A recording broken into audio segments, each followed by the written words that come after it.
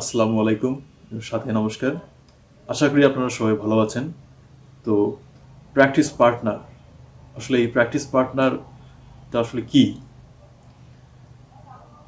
Practice partner হচ্ছে ইংরেজি ভাষা চর্চা করার জন্য একজন ভার্চুয়াল পার্টনার। অর্থাৎ আমি এখানে আপনার একজন ভার্চুয়াল পার্টনার হিসেবে কাজ করব। আপনি আমার সঙ্গে প্র্যাকটিস করবেন এখানে ইংরেজি ভাষায়।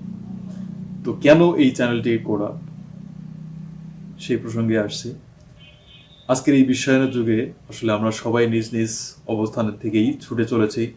কারো হাতে সময় নেই যিনি আপনাকে বলতে পারেন যে আসলে তুমি তো অনেকদিন থেকে ইংরেজি ভাষা শিখতে চাচ্ছ, যে চলো আমরা একসঙ্গে প্র্যাকটিস করি। ঠিক আছে, তো এই ধরনের কার্যকর সঙ্গী পাওয়াটা খুবই কঠিন, সবাই ব্যস্ততার মধ্যে থাকি। ঠিক আছে, তো তাই বলে কি আপনি প্র্যাকটিস করবেন না? তো আপনার এই সমস্যাটি নিরসন করার জন্যই আমার এই ক্ষুদ্র উদ্যোগটি, যেন আমি কিছুটা হেল্প করতে পারি।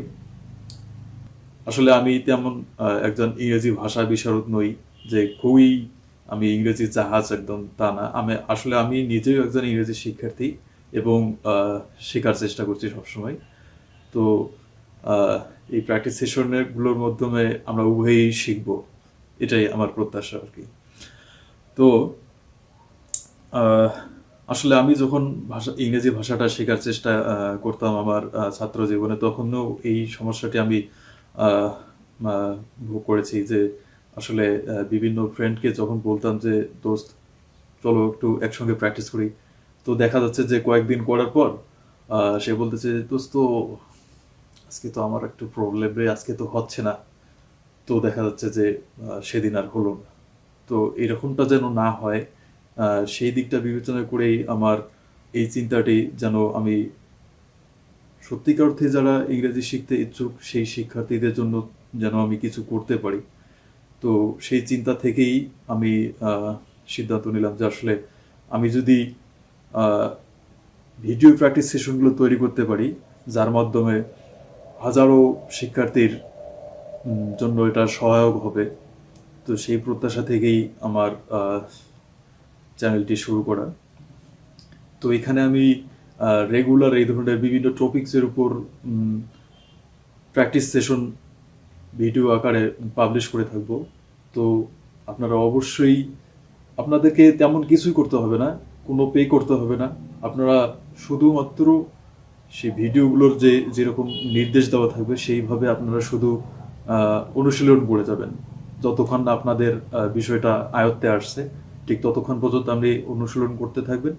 তো আশা করব যে অবশ্যই অবশ্যই আপনারা সফল হতে পারবেন। তো আমরা যদি দেখি একটা জিনিস, যে কমিউনিকেশন করা অর্থাৎ যোগাযোগ, যদি আমরা যোগাযোগের কথাই বলি, তো যোগাযোগ করার ক্ষেত্রে তো আমাদেরকে অবশ্যই দুটি পন্থা অবলম্বন করতে হবে। অর্থাৎ হয় আপনাকে ইংরেজি বলতে হবে অথবা লিখতে হবে। বলা অথবা লেখা ছাড়া আর কোনো কি উপায় আছে যোগাযোগ করার বা কমিউনিকেশন আমরা যেটাই বলি না কেন? আসলে না। অথচ দেখবেন যে আমরা শিক্ষা জীবনে আমরা এই দুটা বিষয়কে খুবই অবহেলা করে আসি। আর এই কারণে আমাদেরকে কর্মজীবনে এসে আমরা বিভিন্ন সমস্যার মুখোমুখি হই। আমরা ঠিকমতো কমিউনিকেশন স্কিলটা না থাকার কারণে আমরা আমাদের কর্মজীবনে এগিয়ে যেতে পারি না। তো আমি শিক্ষার্থীদের আহ্বান জানাচ্ছি যে তোমরা আহ, অবশ্যই অবশ্যই মানে ছাত্র জীবন থেকেই তোমরা এই সমস্যাটা দূরীভূত করার জন্য প্রয়াস করবে।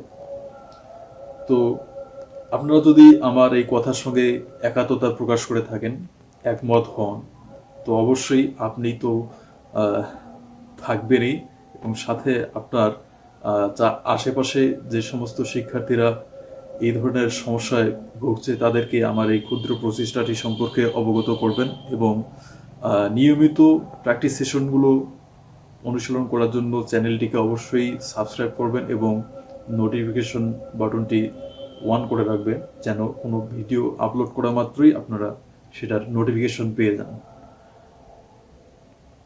তো